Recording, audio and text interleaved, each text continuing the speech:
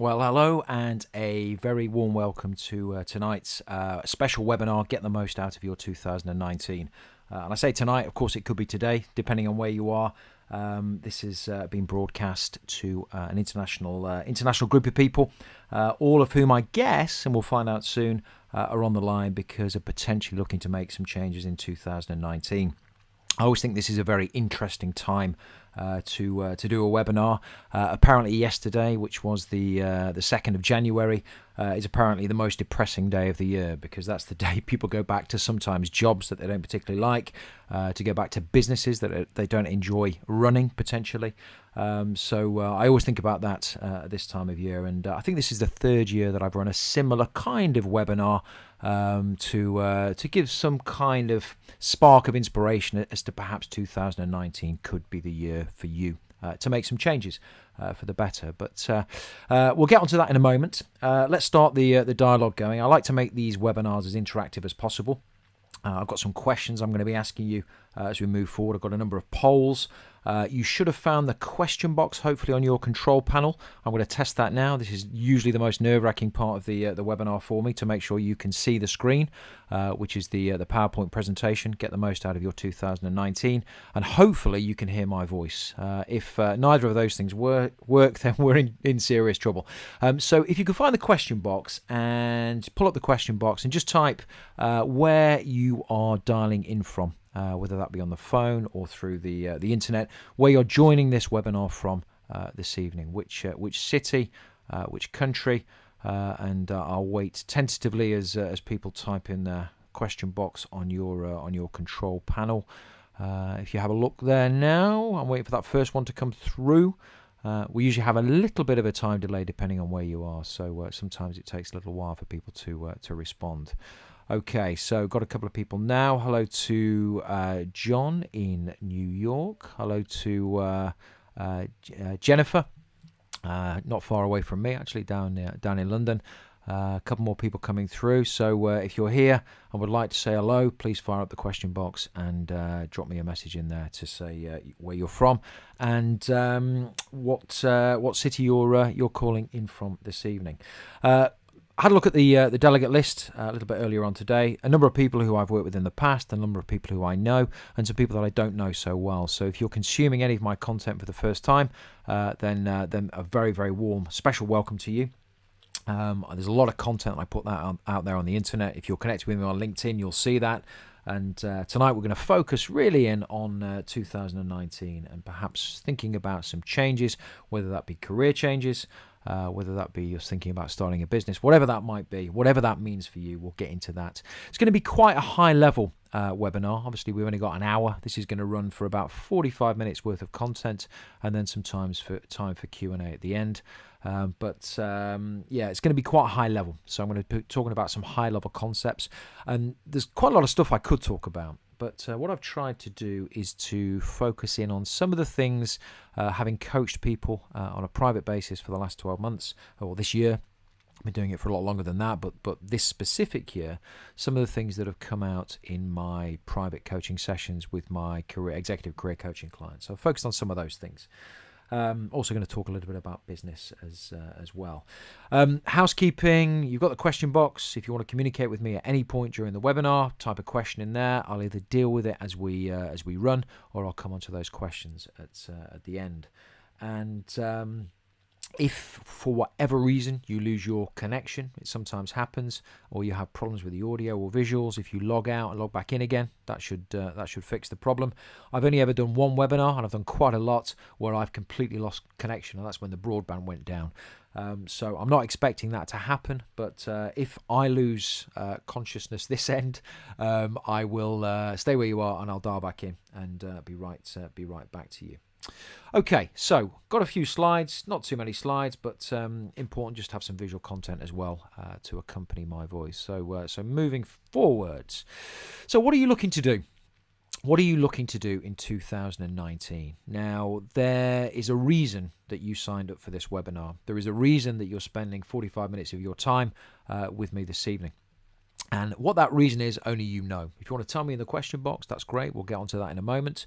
But really, when I'm talking to people for the first time, there tends to be 3 or 4 reasons why that conversation starts. The first one is somebody needs help with their job search. They've got a challenge, they've not found the job they're looking for, and they're looking to find a new job within their current discipline or sector. So if they work as a finance director, let's say, they're looking to find another job as a finance director, perhaps in the same sector. So if they worked in manufacturing, possibly in manufacturing. That tends to be the easiest move to make. And certainly the move that recruiters like to place people in generally, because it's an easier transition, because you're moving to do the similar job in the same sector. It's kind of de-risked. The second thing, which is more difficult, and I'll talk about a specific client I worked with recently. We're talking about career change or career transition. So this is where you're looking to move jobs and change to a new discipline. So if you worked in a particular type of job, you want to go and do something completely different, or you're in a particular type of job, but you want to change sector. So maybe move from a retail environment perhaps to a technology environment. That becomes more difficult because you're not only changing potentially discipline, but you're also changing sector. And from an employer's point of view, employers can be very risk averse. Recruiters can be risk averse as well because they serve the needs of employers. That can be a more challenging move, as my example later will illustrate. Third thing you might be doing is career advancement within organisation. If you work within a big organisation, getting on the radar of the senior people in that company can be quite challenging at times. So if you're looking for career advancement, it's kind of similar a little bit to job search within discipline and sector. If you're looking to get on the radar of the decision makers within that organisation, or going through a recruitment process in that organisation. And then the last one that I put on here, which I don't often talk about, but something I have quite a lot of experience in, is starting a business. Quite a lot of people have an aspiration to start a business, and it's absolutely possible. I've done it twice now. And I've also worked as a non-executive director, helping other people do that. I don't tend to publicise that so much. Tend to focus more on the Career Codex stuff.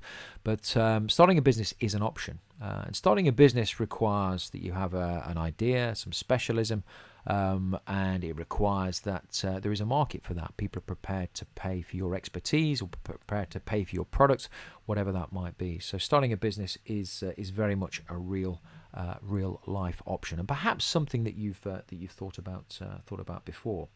So we're going to do a quick poll if the technology serves me well here.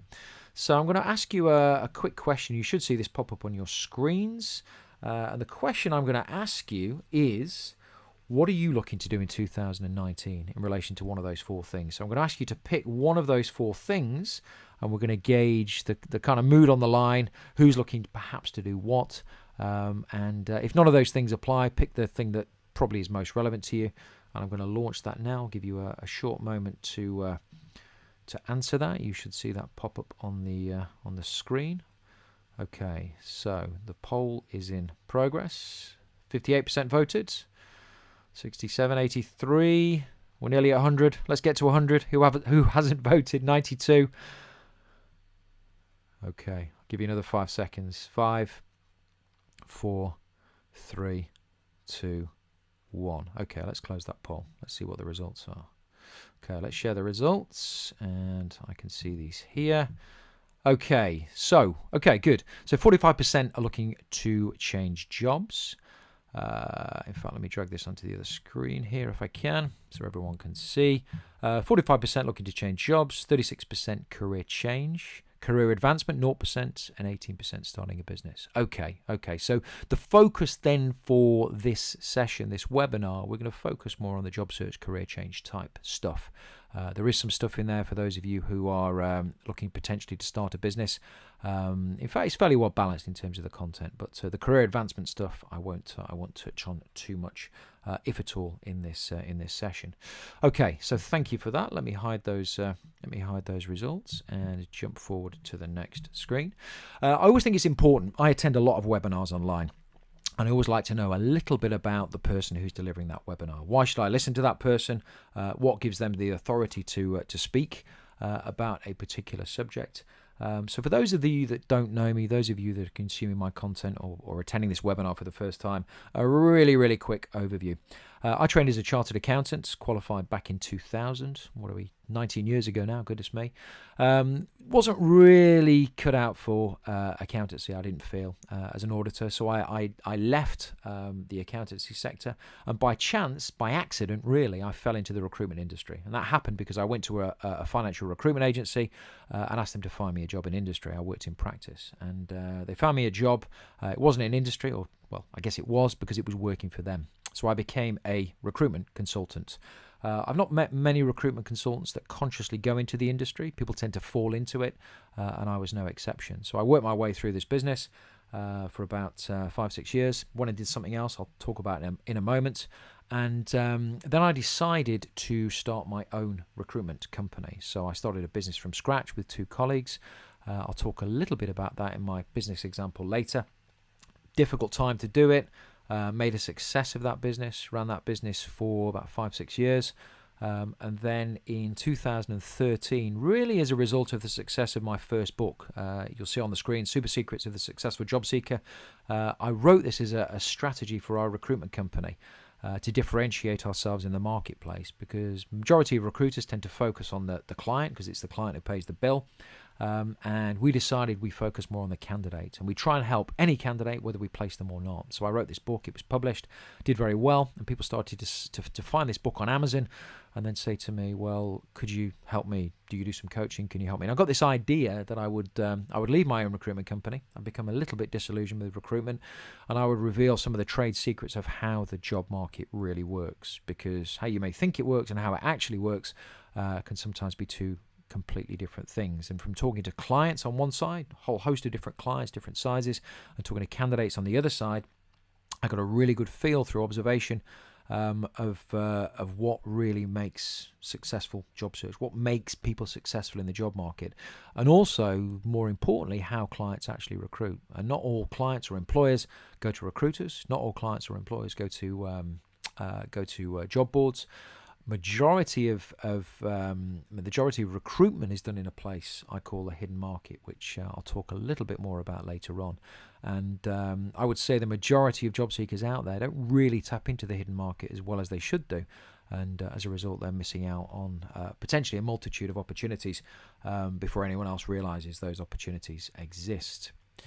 Okay, wanted to talk about a life-changing experience I had, and the life-changing experience is kind of a catalyst for me. It was kind of, I guess it gave me the confidence to start my own business. It gave me the confidence that pretty much anything is possible if you put your mind to it. It taught me a lot about discipline. It taught me a lot about myself, which I think self-reflection and self-understanding is one of the keys to success in life. I'll talk a bit more about that as we move forward. And I in 2005, decided I would sell my worldly possessions. I got on a plane to Tokyo, Japan, and I signed up for, as you can see on the screen, the International Instructors course. It's called the Senshusei course. It's basically an 11-month martial arts boot camp in Aikido with the Tokyo Riot Police. You can't see the Riot Police on there, but we train with them as well. You'll see me at the back row, fourth from the left. Looking a little bit skinnier than maybe I do now, and certainly the hair was a little bit shorter back in those days. I decided to do this course because something inspired me, something moved me to take action, and it was a book that I read called Angry White Pajamas. I read this book and I thought, wow, this course sounds amazing. Can I do it? Well, maybe I can't, but actually what's stopping me? So that's when I sold my worldly possessions, went to Japan, worked teaching English in the evenings, and trained doing this by day. It was a tough 11 months because not only did you go and train 4 hours a day, 5 days a week, you had to clean the dojo. There was a whole host of the training hall, whole host of discipline that you had to go through. One of the most difficult things for me to begin with was getting up at 5:20 every morning. For the first few weeks, that was extremely difficult. But pretty quickly I got used to it, built a new habit, and it became easy. Building habits is a very important thing to make change this year and moving forward in life. It was a massive step out of my comfort zone. I'd never been to Japan before. I didn't know anyone who was Japanese. I couldn't speak the language. I went to train with this group of people who'd flown in from all over the world. in a very strange environment, in a very alien country and very alien culture to me. So it's a massive step out of the comfort zone, and stepping out of your comfort zone is one of the key things to making change, whether that's a career change or whether that's a change to start your own business. So a lot of the ingredients, a lot of the things I learnt on this course, have become part of the ingredients of Career Codex, and some of the stuff that I'm going to share with you on this particular webinar. Okay, I like quotes. If you like quotes, let me know in the question box. I like quotes, and I've got a quote up here. And this quote, I always think quotes tend to find you just when you need them, when they have a specific meaning for you. And putting together this webinar, I was reading a book, and this quote popped out to me, and it says there are risks. Sorry about that. There are risks and costs to a program of action, but they are far less than the long-range risks and costs of comfortable inaction. I'll read that again.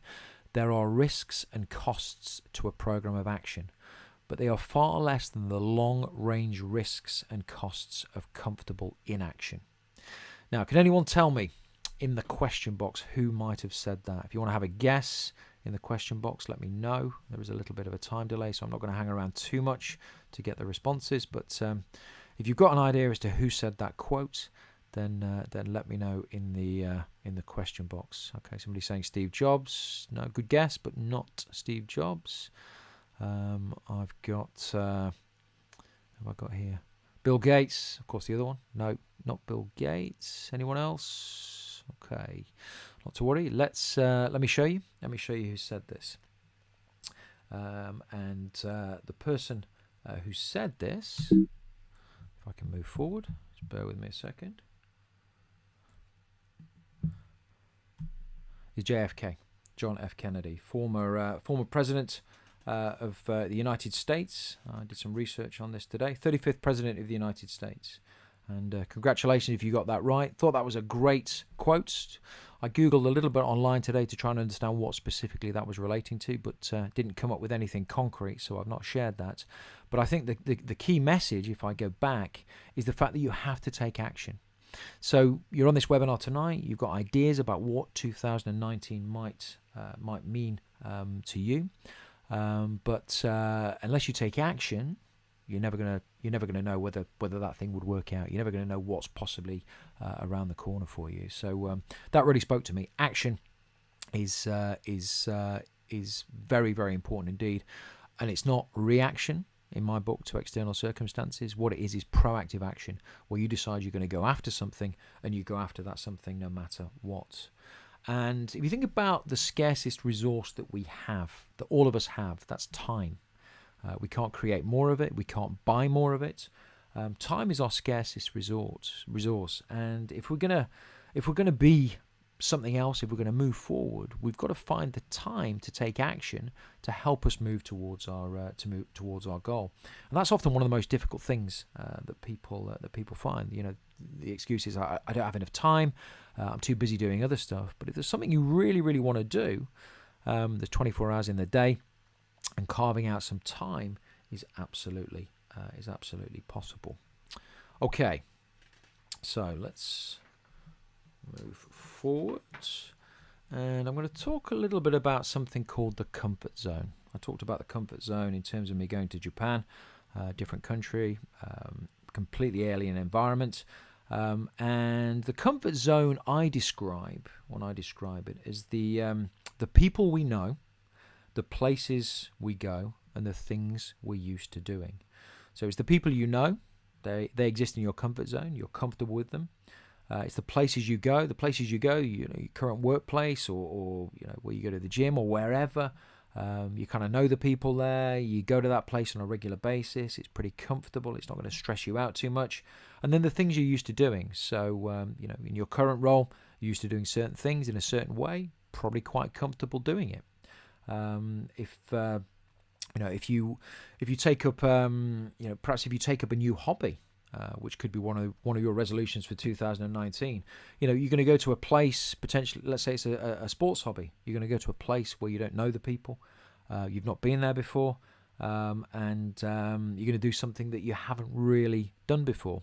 This time last year, I took up jiu-jitsu, and at the start of the year, I went to this place. I didn't really know too many of the people. I'd not been there before, and some of the stuff that I was doing and I'm still doing was quite alien to me.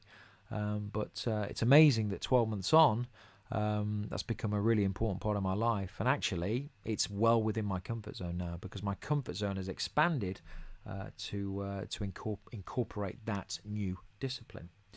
And really, the comfort zone is, I describe it as a prison, because if you are restricted by your comfort zone, and if you allow yourself to be restricted by your comfort zone, it becomes a prison. Because unless you break out of your comfort zone, the only thing you're going to get in life is more of the same, the status quo, what you're currently getting. Einstein is famed with saying, one of my favorite quotes, that the definition of insanity is doing the same thing over and over again and expecting different results. It's exactly the same thing. Stay within your comfort zone. Well, it's difficult to make a change, and to make a change for the better. And the magic really happens on the periphery of your comfort zone. If you think about the last time you felt uncomfortable, maybe scared, maybe apprehensive about doing something, think back to that time and think about what that time was and what you were actually doing at that time. And I would hazard a guess that you were probably with people you didn't know. You were in a place that you didn't know, you weren't that familiar with, or you were doing something you'd not done before. And if you factor those three things together, then it can become very, very difficult indeed to break out of the comfort zone. And think about what job search is. Job search. You talk to new people because the person that's going to hire you is probably somebody you don't know. You've got to go on interview to an organisation you've never been to before. And when you get the job, particularly if you're changing career, you're probably going to do something slightly different or something you're not used to doing. The interview process for many, if they've not been in the job market for a while, is challenging enough. That's a skill in itself that people aren't really used to doing. But think about what happens on the periphery of your comfort zone. What happens is one of two things. People get to the periphery of their comfort zone, they feel uncomfortable, they feel nervous, and they jump back in. And they jump back in too quickly. That's the first thing that can happen. The second thing that can happen is that you say, well, okay, I recognise that the periphery of my comfort zone is where the magic happens, as it says on the screen. And I'm going to step out of my comfort zone, and I'm going to get uncomfortable for a period of time to get comfortable doing something new. And getting uncomfortable and facing that fear, getting uncomfortable for a period of time until that becomes comfortable, is what progressing in life is all about. Whether that be a new job, whether that be starting a business, whatever that might mean, starting a new hobby, as I've illustrated. And pretty quickly, if you dedicate time, attention, and energy to this new uncomfortable thing, it will become comfortable. You'll feel happier with it, and it will become an important part of your life, no doubt. So, important thing to talk about comfort zone, because the comfort zone is the first thing that will stop people making change. Because it's so easy. It's so easy in this comfortable life we try and create for ourselves to jump back in too quickly. When in actual fact, success comes from sticking out there and facing the pain, if you like, for a period of time. Let's think about forces in our lives. There are two really big forces in our lives that really govern everything that we do. And if you think about this, hopefully you'll agree with me. If you don't, let me know. Human beings, we're controlled by these two forces. We're controlled by these two forces all of the time. And what we do in life or what we don't do in life is governed by these two forces. On the left, we spend our lives trying to avoid pain, trying to avoid discomfort. This is kind of sticking in the comfort zone, if you like. But the other side, the flip side of the coin, is we spend our lives trying to improve ourselves, trying to generate satisfaction, trying to progress. And it's a battle. It's a battle because often that progression involves fear, as I've alluded to on the previous slide. So on the one hand, we're trying to avoid pain. On the other hand, we're trying to reach for the stars to generate satisfaction. And on the left, we have fear of pain as a motivator. And on the right, we have an aspiration to better our situation as a motivator. And one of those motivators is stronger than the other. One of those motivations is stronger than the other. But before I tell you which one, I'm going to ask you a quick question. I'm going to share with you another quick poll. And I'm going to ask you, which directs you more? Which of these motivations directs you more? Is it fear or is it aspiration? And really spend a moment to think about, the last 12 months of your life. Have you stopped doing things out of fear, or have you really pushed to aspire to something new? Which is more prominent in your life? Be honest. I'm going to share this with you now. So let's see what people are saying. Okay, here it comes. There we go. So please vote now.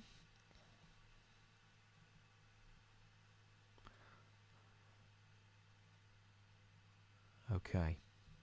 We're at 80%. 92%. Okay, I'll close the poll there. Okay, let's have a look. Let me drag this onto the screen. It's quite interesting, this. Okay, aspiration. Good. I expect that from all of you, by the way, because you wouldn't be on this webinar unless you were aspiring to something else. But it's interesting that that fear is still prominent in one third of the people on the call. And if we're really honest, fear does get in the way of so many things. And fear, let me close that down now. Fear is the primary motivator. We will go out of our way as human beings to avoid pain rather than aspiring to something else. Always. If we have a choice, and this comes back to thousands of years ago. It's this fight or flight mechanism which is inbuilt to all of us. If we feel in danger, we're gonna fight or we're gonna fly. And generally, it's flight. And that is inbuilt within us. Thousands of years ago, we were running away from all these creatures trying to kill us. We're trying to find food, etc., etc. We may have evolved as people. We may have evolved, in our technology and all of this stuff, but that inbuilt mechanism is still there. So, the next time you're looking to make a decision and you stop yourself in your tracks, have a think. Is it fear? Is fear the stronger motivation here? Or can I really, really push forward and break out of my comfort zone through aspiration? Because what I can tell you from personal experience, I'm going to share a couple of stories with you in a moment, that when you break through the periphery of your comfort zone to aspire to something new, pretty quickly it can feel great. That's where the opportunity lies. Okay, let's move forward. Any questions? Please put them in the question box. Very happy to take questions as we go, or take questions at the end.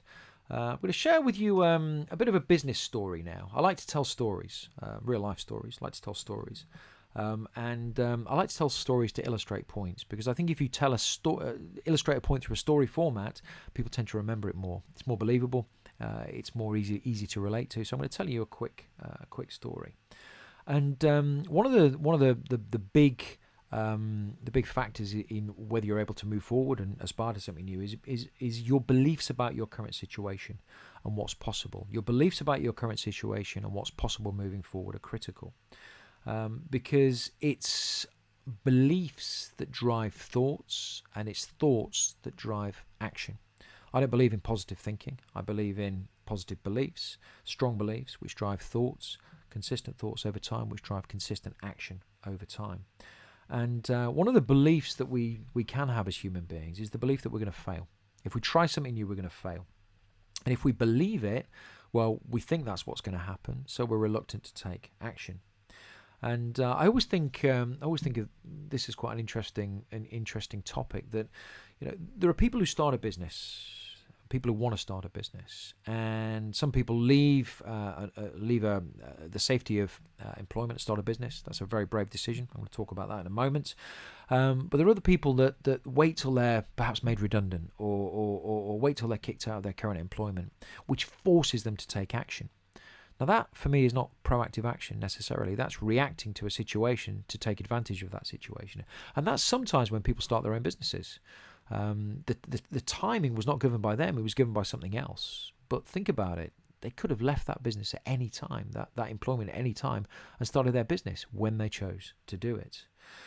So I always think that's quite an interesting thing, because we can either react to what's out there, react to our circumstances, or proactively determine where we want to go next.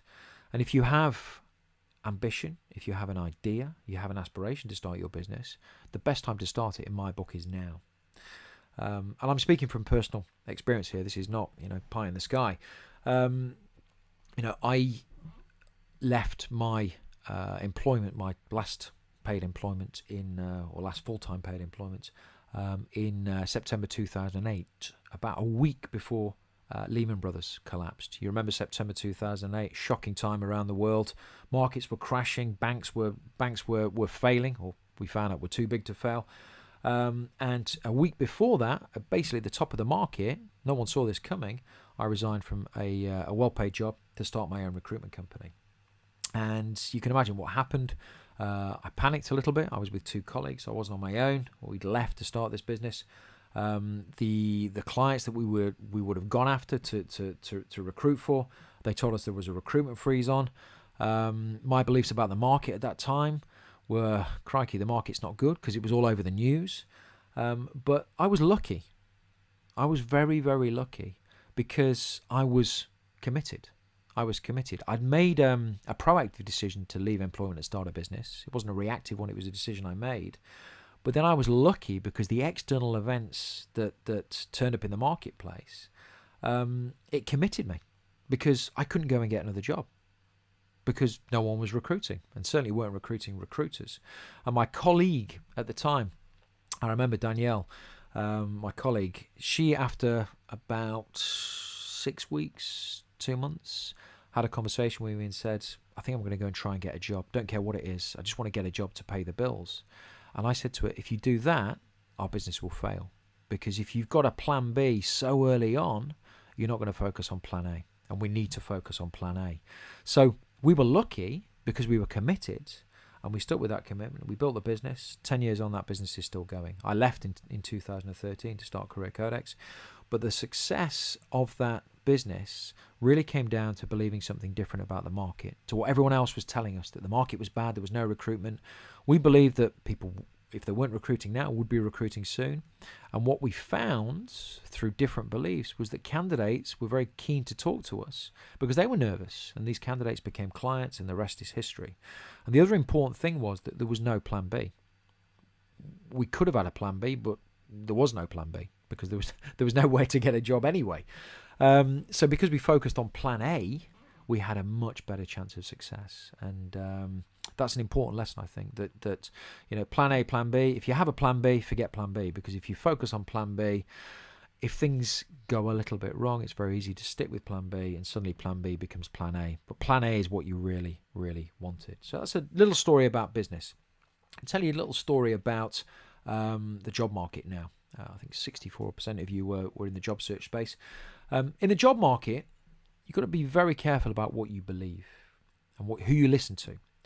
Because in the job market, if you go and talk to recruiters, you go and surf the job boards, you're going to get feedback from both parties. Now, a good recruiter is worth their weight in gold, and you should absolutely engage with recruiters.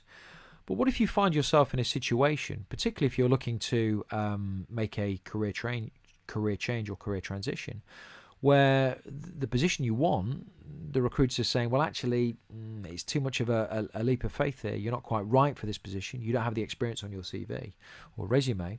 And you're not getting feedback from the job boards because your CV resume doesn't kind of stack up with the job specification.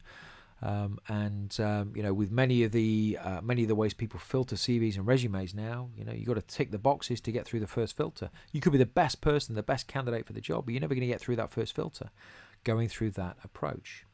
And the gentleman you can see on the screen, I share this as an example. I've shared this example many times over. It's a great example.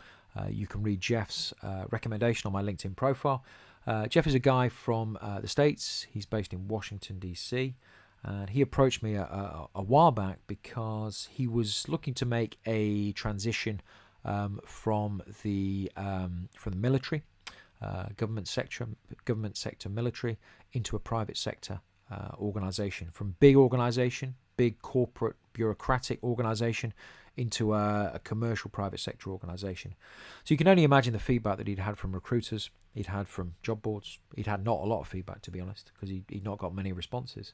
He found my book on Amazon, Super Secrets of Successful Executive Job Search, read the book, approached me through LinkedIn, and I coached him for 3 months. And what I helped Jeff do was to think differently about his situation, to believe different things about the market. And what I helped him to do was to understand how the job market works and the fact that employers are always recruiting. And the worst time to approach an employer is when they are recruiting, because everyone else is doing it. The best time to approach an employer and to start a conversation with an employee is to get ahead of the market before they're out there actively recruiting in the market, because that's how you stand out. Similarly, if you approach in the same old way that everybody does, they send their CV, their resume, and they wait to hear what happens. Occasionally they may follow up. It's the same old thing. It doesn't stand out, because if the employer is not recruiting at that time, they're going to put it to one side and forget about it. I talk about 3 paths for CVs, resumes. So you've got to have a different approach. So Jeff went through my Executive Edge program. I showed him how the job market environment works, the existence of the hidden market. I showed him how to tap into that. But I think the most important learning curve was Jeff's own psychology, Jeff's own beliefs in what the market was all about, his position in it, which influenced his thoughts and then influenced his actions. He took consistent action and uncovered 3 opportunities in the hidden market. These were never advertised, and he was offered one and accepted one. It was about different beliefs, different thoughts, different actions, a very different approach to employers. So what I'm trying to say here with the 2 examples of business and of job search, there's a lot of stuff out there. There's a lot of negativity out there. There's a lot of negative feedback out there. The most important thing is what goes on inside your head, what you believe, which influences how you think and the action you're prepared to take. This is not positive thinking. Positive thinking doesn't last because you get knocked over, you get rejection. Positive thinking goes out the window. But if you've got rock solid beliefs about where it is you're heading, where it is you're headed, your value proposition, then they're pretty unshakable, and beliefs will see you through times of trouble. So jumping on to the next slide. So if you're looking to make a change, I think 64% of you talked about job search, some of you talked about career change, some of you talked about business. What's stopped you till now? What stopped you? Why haven't you done this before? Think again honestly about this. What's stopped you? What stopped you?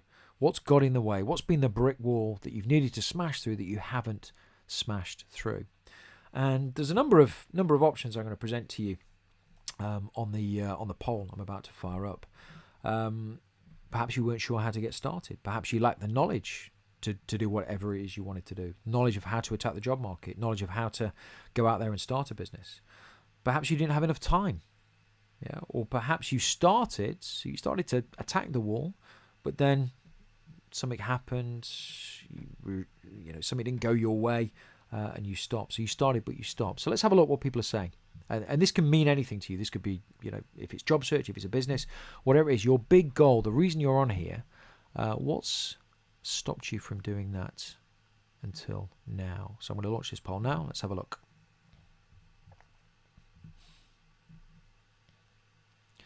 So please have a think. Please have a little vote now.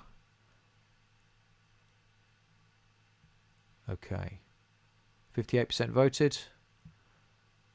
75%. We're nearly there. See if we can get to 90 odd. Give you another 5 seconds. Okay. I'm going to there we go. 83. Okay. Let me close the poll. Let's share the results. Share results. This is very interesting. Let me drag this onto the screen. So 50% of people are not sure how to get started. 30% not enough time. Started but stopped. 20%. Okay. That's really interesting. Not sure how to get started comes down to knowledge. You can be taught. You can learn how to find a job in a completely different way, or how to start a business. That's great news. The 50% of you that said that's great news, because all that is about is education, because you can learn how to do it. The more difficult stuff is not enough time and started but stopped. And not enough time really, if not sure how to get started is knowledge, knowledge acquisition is possible. Not enough time really comes down, in my book, to discipline. I talked about time being the scarcest resource that we have.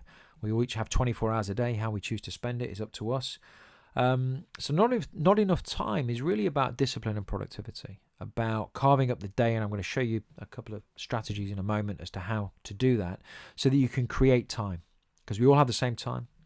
If you've not got enough time to do what it is you need to do, doing just a little bit of stuff each and every day can amount to a huge amount of time each and every month. One of the ways I wrote my books, to write a book, it's such a lot of time. You've got to decide what you're going to write. You've got to draft the chapter headings. You've got to plan it. Then you've got to proofread it. Then you've got to proofread it again. Then you've got to work out how to publish it. I only got to the end of that because I was disciplined in what I was doing. I created time each and every day to do that. And then the 20% that said start it but stopped. This is common. This is a common thing, because even with the knowledge, even with time to do this, consistency of action can get curtailed, particularly if you're facing rejection along the way, which everybody does in the job market and you do in the business world. So if you think about those three things, not sure how to get started, that's knowledge. Okay, that's easily fixable. Not enough time, that's fixable as well. And started but stopped, that's down to consistency. So knowledge, discipline, and consistency. And if you've got those three things, knowledge for the right approach, you've got discipline, you've scheduled time to do this thing, and then you're not going to stop, well, it's only a matter of time. I say that if you keep knocking on doors, if you keep knocking on the door, it's going to open at some point. There's no other option unless you give up. And the started but stopped is often down to beliefs. So maybe there's some positive thoughts about, this is going to work, but unless the beliefs are rock solid, as I spoke about a moment ago, it's very easy to get knocked off course. I see this all the time with my private coaching clients. I can give them the knowledge, but then the challenge sometimes for them, and this is their own psychology, it's their own belief systems, which I help them with, is they have to make the time, and then they have to keep going even in the face of rejection. Often that's the most difficult thing to do. Okay, thank you for sharing that information with me. I'm going to hide those results now. That was a very interesting poll, probably the most interesting poll. What I'm going to do now is I'm going to give you 3 steps. 3 steps. These are high-level steps for making the most out of your 2019. If it's knowledge, if it's discipline, if it's consistency, whatever it is you want to do, adopting just these 3 things is going to really, really help you. These are things I personally use all the time, and it really, really helps. The first thing is, now is always the time. Now is always the time. The stars, in my experience, never, ever align. There is never a perfect time to do anything. And if you believe there's a perfect time to do something, it's probably never going to come along. So you're probably never going to take action. So don't be put off. Whatever it is you want to do, start now. Because now is this is important, now is the only moment we have. It's the only moment we can control. We can't control what we're going to do tomorrow. We probably think we can, but it's very easy to get distracted unless you use a technique I'm going to show you in a moment. Now is the only moment that we have. And even just doing something small that pushes you slightly in the direction of where you're headed is a momentous thing. And if you keep doing something small consistently over time, that's when that adds up to something large. But often now appears difficult, because it's this comfort zone thing again. But now is always the time. The longer you leave something, the more breathing space you give to procrastination. So the longer you leave something, the more breathing space you give to procrastination, and the more you're likely to talk yourself out of it. We're really good at self-criticizing as human beings. We're really good at talking ourselves out of doing stuff. But if you don't give yourself that period of time because you're going to do something now, then you're already there. Let me give you an example. Let's say today I decided I was going to go to the gym. If I say, do you know what? I'll go later on. I'll go 5 o'clock, 5:30, and I work through the day. All day I'm thinking about going to the gym. And all day, I'm coming with excuses as to why I shouldn't go. It's cold, it's dark, I need to get the kids to bed, whatever it might be, it's just an excuse. But if at the moment I woke up, I decided, I'm going to the gym today, and I just went, I don't have any of that negative emotion, don't have any of that negative thought processes through my head. So doing something now and deciding to do something now is really, really what it's all about. Unless, of course, there's a really, really, really, really good reason. But you'll know whether it's a really, really, really good reason or potentially an excuse. So ask yourself the question, what I'm trying to do, why not now? Why not now? Now is always the best time. Question I get asked a lot, when's the best time to look for a job? My answer is right now. Right now. There is no good or bad months in the market. The approach that I advocate, hidden market, the strategies that I teach, they work all of the time, all of the time. So now is always the best time. This is something that step 2. That was step 1. Now step 2, in terms of being more productive and getting towards your goal in 2019. Step 2 is something called the default diary. The default diary, and this is really discipline. This is down to discipline. Repetition breeds habit. Yeah, repetition breeds habit. And turning up and doing something now because it's in your diary to do it now is a very, very powerful thing indeed. This was taught to me a while back ago by a guy I know in business, and I do this every Sunday now. I'll tell you how I do it. On a Sunday evening, I'll look at my diary for the week. I'll put in time in my diary for personal stuff. I'll put in time in my diary for exercise. I'll put time in my diary for business stuff. And I'll put time in my diary for proactive stuff, things that I'm looking to move the dial on. I've started to write a new book. I've got time in my diary now for writing this new book every day. And the great thing about deciding what you're going to do on a Sunday, Sunday is it's the day of rest. People don't tend to work on a Sunday. So you're in a non-emotional state, and you can look at your diary, plan for the week. And what happens then when you turn up on Monday, all you've got to do is look at your diary and say, hey, I know what I'm doing now. There's no wasted time thinking about what should I do today, what should I do this morning, what should I do this afternoon. There's no excuses, because you say to yourself on a Sunday, if it's in the diary for this week, it gets done. It gets done. There's got to be a massively good reason why something doesn't get done, an emergency, because there's always a reason you cannot do something. But is that reason really powerful enough not to do the thing you've said? If it's in your default diary, it's important enough to you that it needs to get done. Let me give you a real life example. I've run my own recruitment company. I've worked in a recruitment business. One of the things that it's really difficult to get people to do, consultants to do, is to do business development calls. And they say, you get to the end of the week and you're managing these people. They say, I didn't have time. I was too busy. I was too busy recruiting. I was too busy filling the jobs I had. All an excuse. All an excuse. And my old boss used to say to me, well, you have time to do business development calls, because what happens if somebody comes in as a candidate, they booked a time for an interview with you, for that hour, you're totally at their disposal. Yeah, you're not doing anything else. You're focused on that particular hour.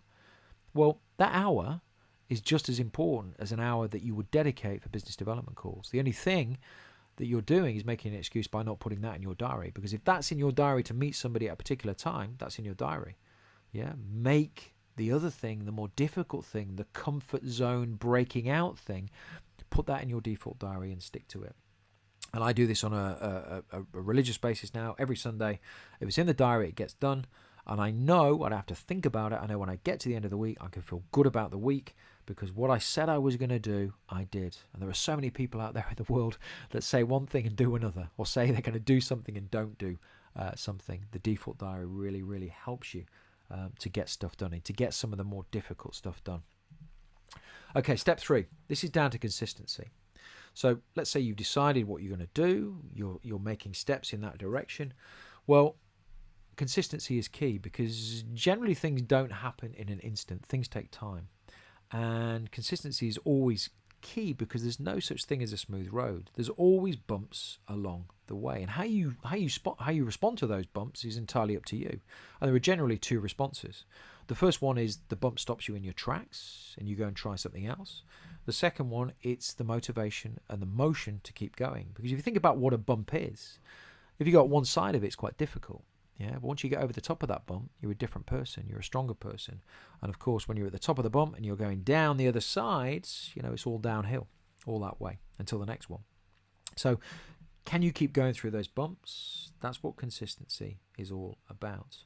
And again, this comes back to beliefs. Yeah, this comes back to beliefs about where you're headed, and a real focus as to what's at the end of that road, and recognizing that rejection in the job market is just part of the process. Yeah, if you can take more rejection than somebody else, you're going to get to the goal ahead of that person, because they'll probably they'll probably fall out of the process, or give up, or stop, or whatever else.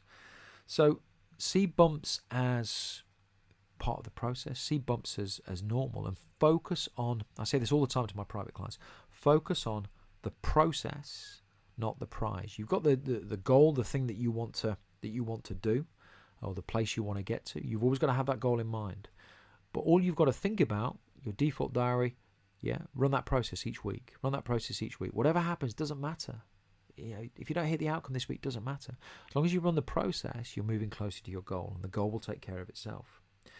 So next time you hit a bump, think about what that bump means to you, what your beliefs about that bump are. What your beliefs about that particular bump are, because it will come down to your beliefs, your thoughts. And if you believe the bump is impenetrable, you can't get past it, or it knocks you off course, you're going to think it and you're going to stop taking action. And success always comes from consistent and diligent action. And I can tell you, in business and in the job market, rejection is the fuel to the fire. It's part of the process. You have to go through rejection to get to the end, position.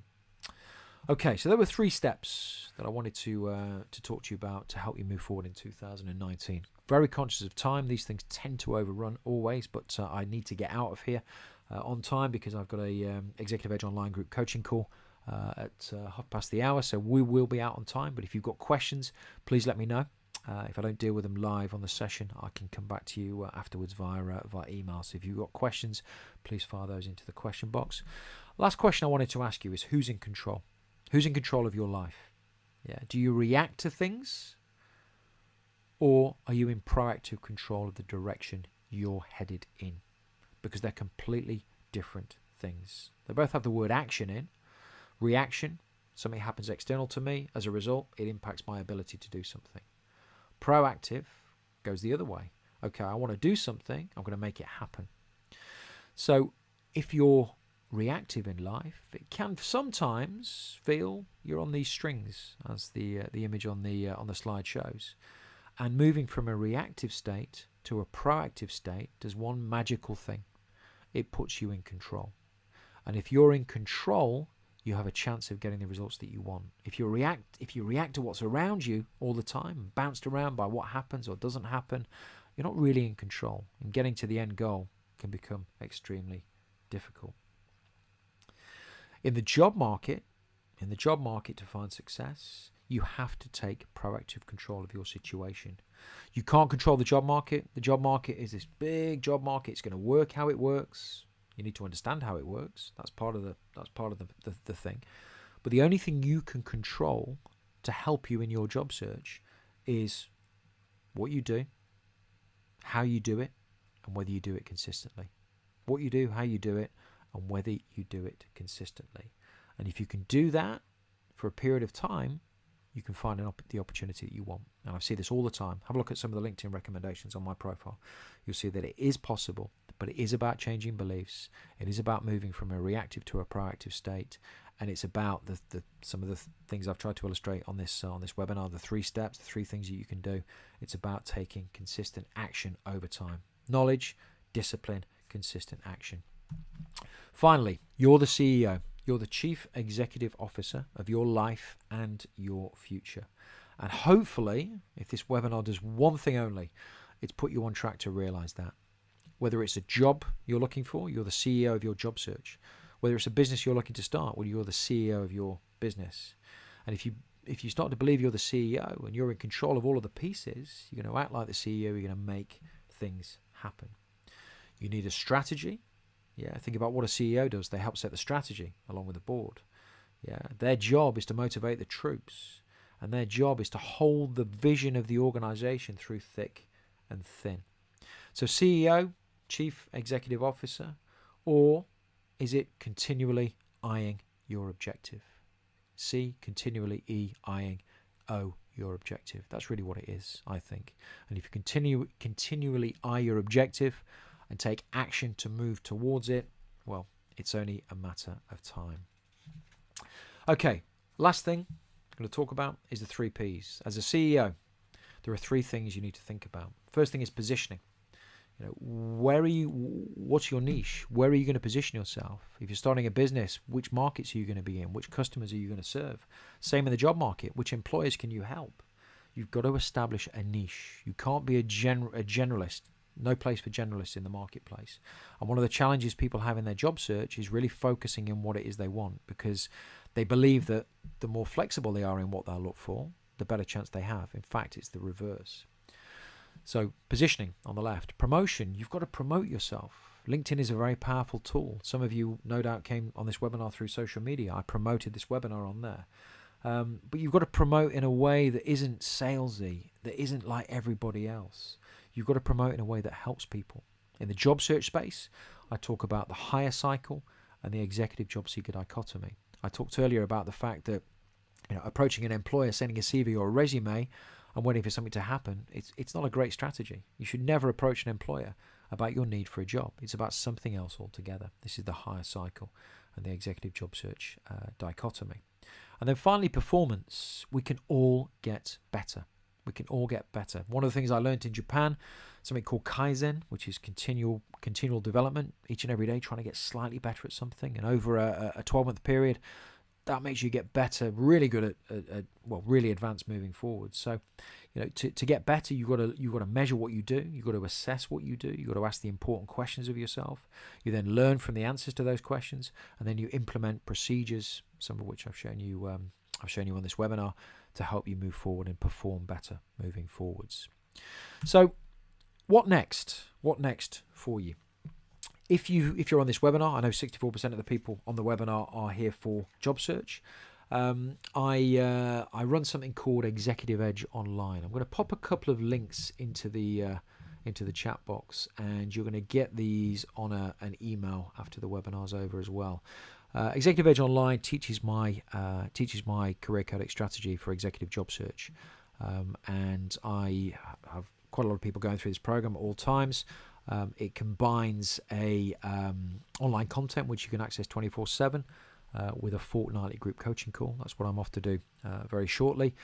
The idea, it takes you through the 4 stages of successful executive job search. Environment, how the job market works. You'll understand how the hidden market works. Psychology, how you work.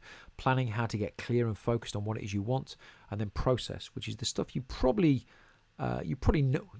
used to hearing about: CV, resume, cover letter, interview technique, offer negotiation, LinkedIn. There's a whole section on LinkedIn and how to craft your profile. It's about doing things better than your competition. So the kind of same things, but doing them better and being in proactive control of that, not reacting to what's out there. So if you're in the job market and you want to make a change in 2019, please have a look at Executive Edge Online. With the link I put in the box and the link I'll send you afterwards, you can take 50% off your first month. It's a monthly subscription. You can cancel at any time.